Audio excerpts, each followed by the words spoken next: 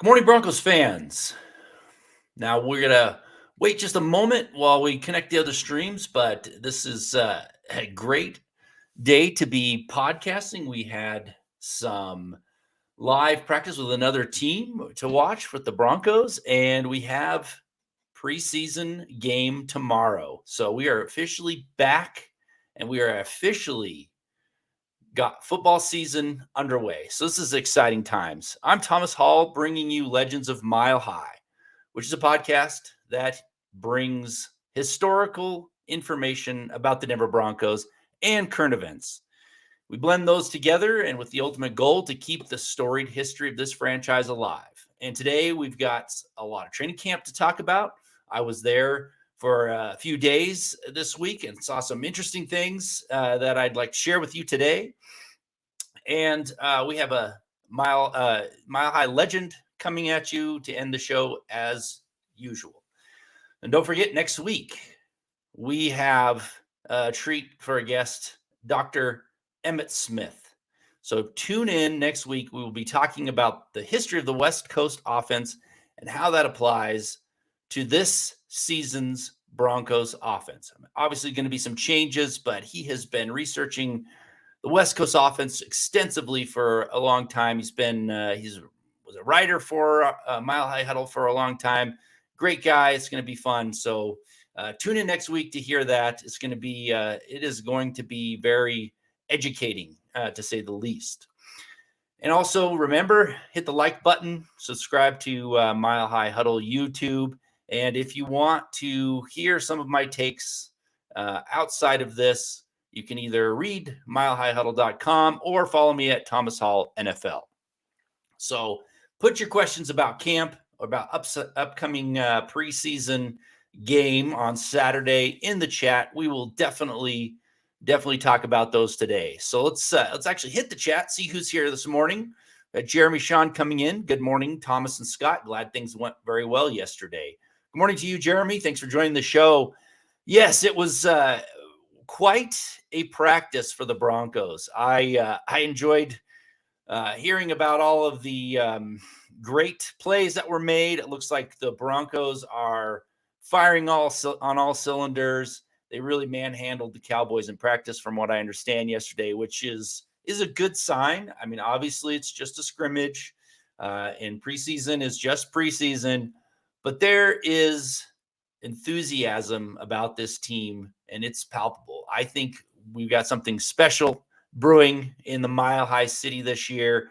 It is going to be a huge difference from the last few seasons, and that is for sure. Obviously, Russell Wilson creates a lot of excitement for that when we've been mired in QB purgatory for the last few years. So who else we got joining the show? Dom coming in. Good morning, Thomas Scott, Broncos country, Denver Broncos for life. Well, thank you for that comment, Dom. I appreciate you coming in from Facebook. It is nice to see you here this morning. And so we'll just jump right into some training camp observations that I made when we were out there. Now, I couldn't see everything that's going on. Obviously, you know, there's a lot going on at training camp, so sometimes they're at the other side of the field and whatnot. But I was able to pay particular attention to the edge rushers, and I was able to pay particular attention to inside linebacker, along with some other observations. But I'll tell you what, the edge rushing group looks solid. Obviously, Bradley Chubb, he is seems to be back from that injury that he sustained from last year. He looks healthy, and he looks like he is ready to have a season that is at least as good as his rookie season, if not better. And it showed up yesterday in training camp practice with the Cowboys. Man, he looks good. So other than that, obviously Randy Gregory is on the sidelines for a while, and that's unfortunate. You know, he's supposed to be ready for week one, but he's going to be a little bit rusty coming in, probably without practicing. He's going to need to work back into football shape. So paying particular attention to the backups was something that I did. And I've always been kind of thinking that Malik Reed was maybe going to be cut loose just because they've got some young talent coming in. But that doesn't seem to be the case. Malik Reed was taking the first team reps almost always in Gregory's spot. He's got a lot of experience. So, I mean, it's smart to keep him around until Gregory gets up to speed and, have him this year. I would say that Malik Reed's a really good pass rusher, not absolutely incredible at setting the edge in the run game. But right now we're going to want to watch Broncos edge rushers getting after the quarterback. EJ coming in this morning. Good morning, Thomas and Broncos country. Can't wait for the first preseason game tomorrow. Beat them Cowboys. I am too. I'm excited. I mean, everybody should be excited about this season. The Broncos look really good. I mean, you got obviously Wilson changes the whole dynamic, but the coaches have a lot of enthusiasm. They seem to be really focusing on teaching the fundamentals, teaching these players. From what I saw, I'm pretty impressed. And now the obvious thing is, it's got to translate to the field. You got to stay healthy to win in the NFL, and those are the two things that I'm hoping happen for the Broncos this season. And as we're talking about the edge rushers, so we have actually some good athletic players to watch on Saturday. Baron Browning, I'll admit it, I was skeptical about moving him from inside linebacker to edge rusher. One, I thought he played pretty well as an inside linebacker, and I thought he was going to really show up at that position this year. But, man, from what I saw in camp, Browning, he's explosive. He sets the edge in the run game, and I would not be surprised to see him regular season to be the first guy off the bench coming in, just because he's versatile and he is. I mean, it's hard to describe other than he's explosive, athletic, and he looks good. He looks absolutely wonderful in this move to edge rusher. So I'm eating crow on that, but that's all right. We've got some good backups coming in. Lawrence Rivera, thank you for coming in from Facebook. It's good to see you this morning. Appreciate the support. Woohoo, everyone. How's everyone doing? Well, I think everyone should be excited, and I know I am. This is going to be a fun season. This is going to be one of those seasons where you see the winning ways coming back to the Broncos, and it's about time. It really is about time. So thanks for coming in with that chat, Lawrence. Really appreciate it. Michael Ronquillo, good morning, Thomas Hall on the Legends of Mile High. Let's ride and go Broncos. It's great to see you again this morning. Thank you for coming in from Facebook. Appreciate it. We're still talking about edge rushers, and throw some questions in about edge rushers. Throw some questions about inside linebacker, anything else. If I got the chance to watch them, I'll let you know what I saw. The next person on the list is Nick Bonito. He's the real deal. He is explosive. He looks as athletic, just similar to Baron Browning. I mean, he doesn't have, the type of back pedal movement like I saw in camp when they were practicing edge rushers dropping into pass coverage. But man, he is explosive. He's got a lot of bend.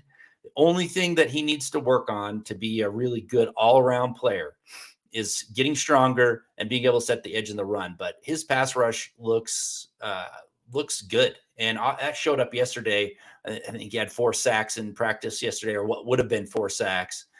That's, what else can you ask for from a second round pick? Just starting out as a rookie, that's good. And that's what they're going to need. They're going to need him to come in and play in those pass rushing situations, and giving the rest of the edge rusher group some relief. And that kind of rounds out the top 4 without Gregory on the line. But the guy that impressed me a lot was Kongbo. And that's a name that we weren't expecting to see. And I think he's pushing for a spot on this team, at least till Randy Gregory comes back.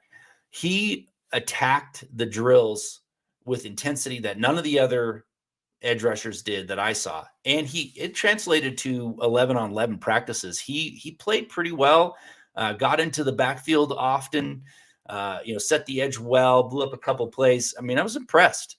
And, his career was kind of been marred by injuries. So that's why you haven't really heard his name. He got injured before his final season in college, dropped his draft stock. He went to the Canadian Football League, played pretty well.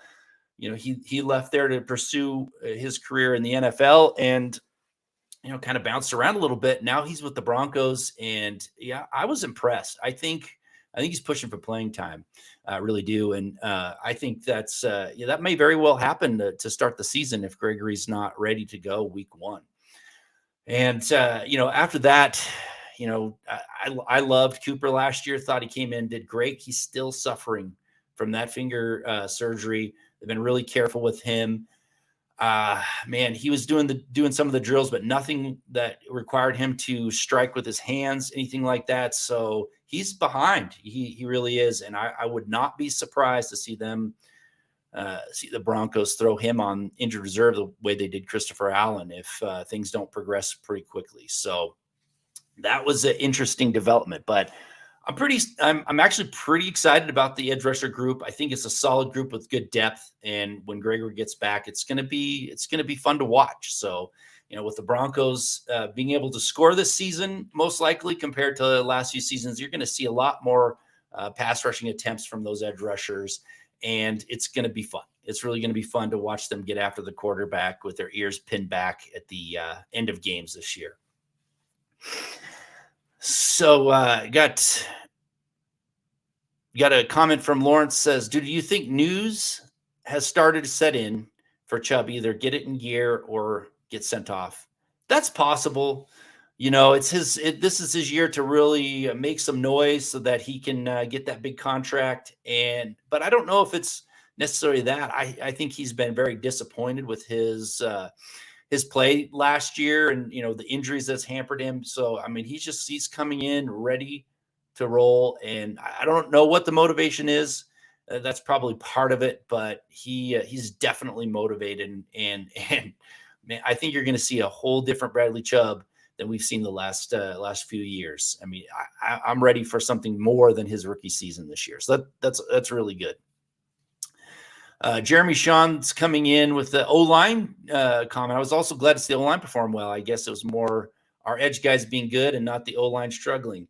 That could be. I mean, that really could be. I was glad to see that too. I didn't get a chance to watch the O-line in depth, but I'll tell you the O-line is set. I don't think they're going to be any changes made unless there's an injury. We've got Bowles, Risner, Cushenberry, and you've got Miners, which is awesome. I love his play. And then Anderson, Calvin Anderson's going to take the right tackle position. And unless somebody stumbles, in preseason really bad, I doubt there's going to be a change there. So that's good to know. They're starting to gel, and I hope this new scheme, and I hope Russell Wilson helps them immensely, because it's been pretty rough at times the last couple of years trying to have a solid offensive line.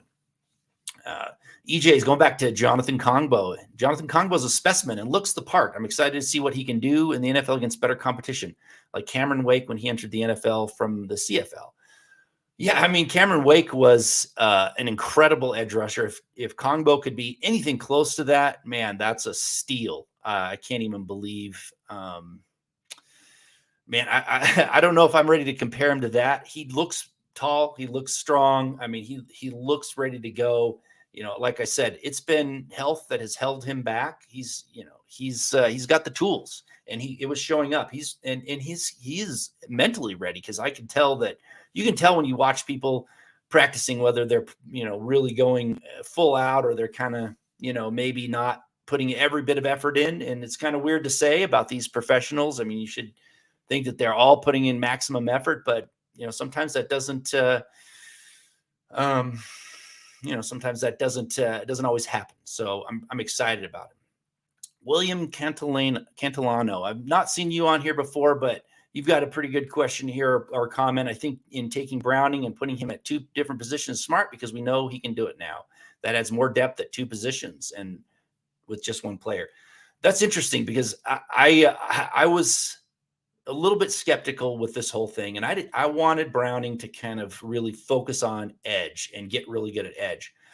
But the more I think about it, the more I watched camp, I think you're right. I think that and I just wrote an article, sent it in yesterday, about how the Broncos are going to use the inside linebacker position. And I think they see a few things that they can do. And I saw it in camp that will hopefully alleviate the concerns that people are having with the inside linebacker group.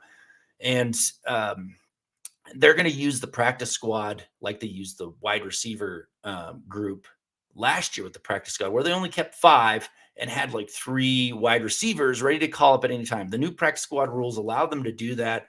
It is a great development, and the Broncos really were utilizing it well last year with the wide receiver group to start out so they could keep players at other positions. So the inside linebacker group, I would not be surprised to see them take a small group into regular season, 4 people playing at those positions at most, because like you said, Browning has that versatility. He can play edge and kind of drop back into that inside linebacker position when necessary. Now, again, I would rather see him stick with one position, but that adds versatility. The second thing I saw, which was interesting, now this is just practice, so take it with a grain of salt, but they were dropping Caden Stearns into the box, playing linebacker. So I think they're going to use a combination of the more safeties and Browning to kind of fill out that inside linebacker position. Now I'm going to talk about that in just a minute because I paid particular attention to that as well. Lawrence Rivera, thank you for coming in. Again, any players we should start resting so they don't get hurt and keep them limited and healthy? Absolutely. I mean, you don't need to play Russell Wilson in the preseason. I mean, I don't understand why you would do that. He looks there was one practice where he looked a little bit off, but everything else he's been on, looks great. I would not play him. I wouldn't play Javonte Williams. I wouldn't play any of the receivers. If you're not playing Wilson, there's no need to put the starting receivers out there. I mean, it's all a timing thing anyway. You don't need to get them out there. I mean, at the very least, play a few snaps just to get rhythm in. It's a long season, 17 games. You've got plenty of practice. I wouldn't risk it in the preseason. So most of the starters, I hope, aren't going to play this week. And that's what preseason is all about anyway, is to get those fringe players more playing time in real games to see how they perform in the lights. And that's important. You've got to have good depth in this league. And I want to see more. I mean, I know it'd be fun to see Russell Wilson out there throwing to Cortland Sutton, but in preseason, don't risk it and get some of these other players some real game time and just see how they perform under the lights. And that's going to be determine whether or not you're on the team or off the team. And a lot of these guys need that. When we go into the inside linebacker group, I'll tell you one thing. I've always kind of liked Josie Jewell. And, I know he's not as fast as everyone would like him to be, but I'll tell you, his technique in any of the drills, any of the practices was head and shoulders above the rest of the group. And I seriously think that if he was running a 4.6, people would be clamoring for all pro awards for him. I mean, he has the instincts. He has the technique. He is by far the best inside linebacker on the Broncos out there, bar none. So I'm looking for him to have a good season this year. Last season he was coming in, playing really well, then got injured. But I think Jewell's going to have a pretty good year this year. He looks solid. Had some great pass coverage reps in both drills and in some scrimmages. So he's looking good. He really is. And I'm, after that, it's Griffith's job to lose. I don't think he's going to lose that job. He's going to line up next to Jewell without a doubt. He's the second best inside linebacker in the team, unless you want to switch Brownie out with him. But I think those two are the starters for sure, and the rest of the team wasn't really that impressive. I mean, Singleton's had some good couple seasons with the Eagles. I mean, he's definitely the backup, but after that, it's take your pick. I mean, you've got Sternad and Wade, who proved last year they just should not be out there for meaningful snaps on defense, and that showed up in camp. Their depth and any of them can either be on the team or off the team this season. I think they're going to have a couple inside linebackers on the practice squad just in case to call up whenever they need it. But I think Sternad is going to make the team by default. He's good on special teams, so that's important.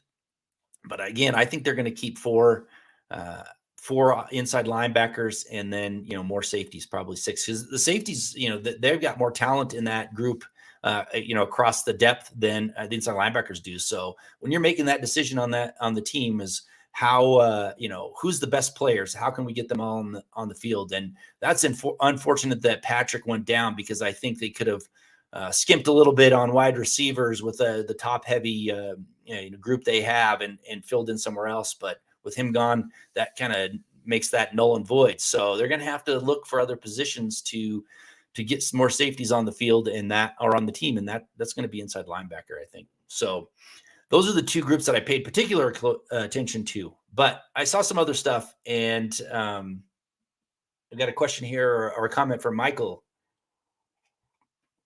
Rookie cornerback Damari Mathis is having a great training camp. Yes, he is. Actually, he made some good plays. I mean, for a rookie, I was impressed. And when I first saw this draft pick come in, based on positional analytics, I was like, man, I'll be surprised if he makes the team, and really, I'm not makes the team, but be surprised if he makes a big splash at all. And so far, he's been doing everything that's been asked of him, and he's going to be he's going to be depth. I think Ojemudia is probably going to be, playing a little bit more than him, but until he really gets up to speed, I'm looking forward to seeing him in preseason, because he looked good. He looked really, really good. And Jeremy Sean's coming. Josie's going to quiet the naysayers this year if healthy. Absolutely. If he stays healthy, he will. I really think that, I've said that he's going to be my breakout candidate for the defense this year. And that I'm sticking to that. He looks good. He looks good. And, I wouldn't be surprised to see him, getting a lot of buzz outside of Broncos country this year with his play. So thank you for that, Jeremy. I appreciate it. Couple other things that I saw that was interesting. I tried to watch the offense, but it seemed like I was always in the side where the defense was. But I saw Delaren Turner-Yell making some good plays out there. I think that's another fifth round safety that is going to impress.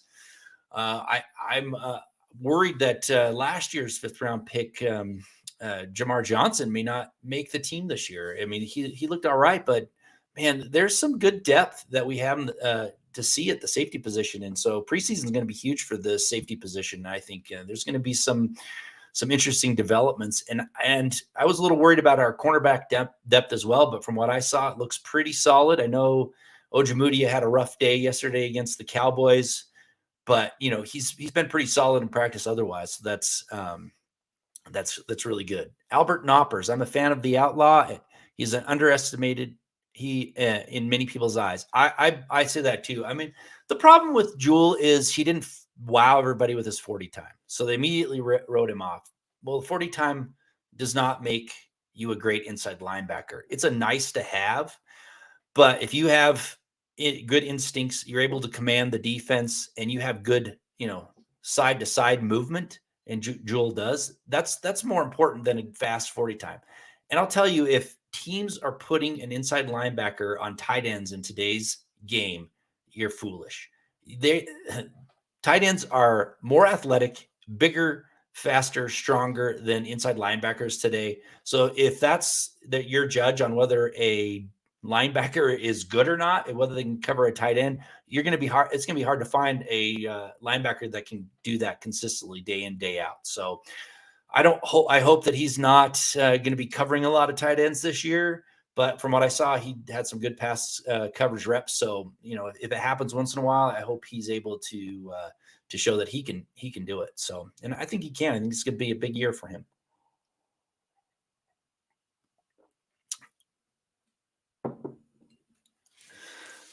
Couple other things that I saw, which it was just interesting. One of them being Eric Sobert at the tight end position. They released the depth chart, and he's basically last, other than a couple undrafted rookies on that depth chart. And I'll tell you, I did not see that when I was watching camp. He looks really good. He looks like he has all the tools to be a good tight end. And for him to be fifth on the depth chart or whatever was interesting to see to me, because he has a good time. He has a good rapport already with Russell Wilson, and he made plays. He made a lot of plays in any of the 11-on-11 drills. I was surprised to see that happen, and they do that often. I don't know if they're going to try and sneak him on to practice squad or something, or why they have him so far down. I mean, I didn't see anything out of Tomlinson, really. I didn't see much out of Andrew Beck. So I don't know why Sobert was listed so far down the depth chart, but he looks pretty good, and I would not be surprised to see him the second tight end coming onto the field during game situations, because he looked that good. And it's weird to see, because we weren't expecting that. They had to, took a while to bring him back on the squad and free agency, but he definitely is earning his position, and we'll actually hope to see that when preseason rolls around. Unfortunately, his extra practices and time with Russell Wilson probably won't show up, because Wilson won't play much in the preseason. But I like Sobert, and it was interesting. It was interesting development to see him come up so low on the depth chart. So, and Albert Knoppers, you're correct. Sobert is like the outlaw, underestimated by many. He should be number 3 tight end. Yeah, I mean, number 3, but with Dulcich aggravating that hamstring injury, he might be the number 2 tight end. When it comes to passing situations, I mean, Tomlinson really is the blocking type. I think he's only caught 8 passes his entire career, something like that, maybe 20. I can't remember exactly, but he's not the pass catcher type. So, and you saw it out there, in practice. I didn't see him, being dynamic or anything like that. So, when it comes to getting 2 tight ends in passing situations, it's Alberto and Sobert from what I see, until Dulcich's healthy. And, those hamstring injuries can linger. So that's going to be an interesting one to see. And I'm excited about Greg Dulcich. I think he's going to be a fun player to watch, but he has to get healthy. And we'll see how long that takes to get that all turned around. And the other thing that really surprised me is Andrew Beck did not line up at fullback one time. They were single back sets every practice that I watched, and which is interesting to me, because that means that Hackett's more kind of influenced by the LaFleur coaching style than the Shanahan coaching style. And when I've talked about, the fullback's going to be an important piece in this offense. It's always been an important piece in the West Coast offense and the zone blocking scheme, but I didn't see that at all. So either they're going to surprise and put a wrinkle in come week 1, or they're not going to utilize the fullback much. And so Beck didn't, he's the only fullback listed on the roster, but he's a tight end right now, because they don't even list a fullback in the depth chart. So I thought Andrew Beck was going to have a sneaky good year, but it doesn't look like he's going to do that. So that's a bummer. It really is. So I was expecting the fullback to make a comeback in the Mile High City, but that didn't happen. That doesn't appear to happen. So I think he'll make the roster, because they definitely need a fullback in situations, but he's not going to play as much as I thought he was going to do that. So anyway, but the tight ends look pretty solid. I think we're going to have a pretty solid tight end core this year. Not as dynamic as we've seen in the past with some of these past Broncos, but it's going to be solid, and I think they're going to be able to do the job. So, and Albert's coming in with another question. That might also be a disguise, Beck not lining up as a halfback. It might be, it might be, but you would think that they'd practice it a little bit more. And, I wasn't at camp every day, so maybe there was, but the time I was there, I only saw single back sets, and that was it. So even in, they were practicing 11-on-11, they have situations where it's short yardage and things like that. I didn't see it. So it'll be interesting when the season rolls around, but maybe you'll see some more wrinkles in preseason. So we'll see how that goes. All in all, I think the practices went good. I think that what we're going to see in preseason game tomorrow, which is exciting, we finally got Broncos football back with a lot of excitement, and I think you're going to see what happened a lot in the practice, the joint practice. I think you're going to see these backups edge, really having their way with the Cowboys offensive line again. I mean, Bonito and Browning are both. I mean, the athleticism really pops off when you're watching that, and I think you're going to see that again this year, this game, but it's not going to be the same because I don't think they're going to play the starters in this first game. So maybe a little, it's going to be backups on backups, and it'll be interesting to see how the offense plays without Russell Wilson. But I think the defense is really going to show up because there's some good depth, really good depth in the Broncos, edge rushing, safety, and a little bit into the cornerback position. So I'm excited to watch this game. 7:00 tomorrow Mountain Time. It's on NFL Network. If you have the NFL Plus or whatever, you can watch any game in the preseason. So you should be able to watch it. So if you're interested in checking it out, be sure to watch that game tomorrow at 7:00. I'm excited about it.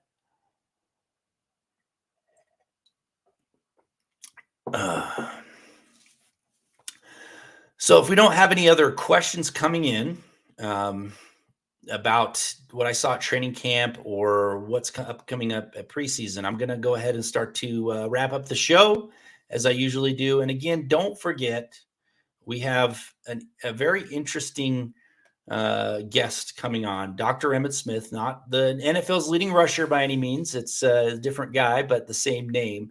He's going to be talking about the history of the West Coast offense. Don't miss it. This is going to be an incredible amount of information that you can glean to watch for when the Broncos are out on the field. So make sure to tune in next week.